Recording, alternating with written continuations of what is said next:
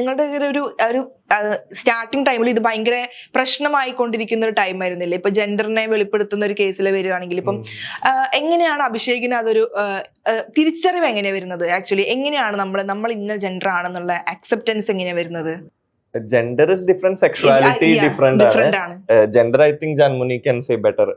Gender, see, you cannot just. It's not a choice. It's not a choice, and you cannot judge anyone by their sexuality because gender is same. It's like male and female.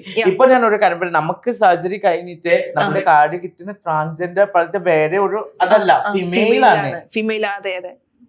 പറഞ്ഞ അത് transgender means it's the transformation of the gender.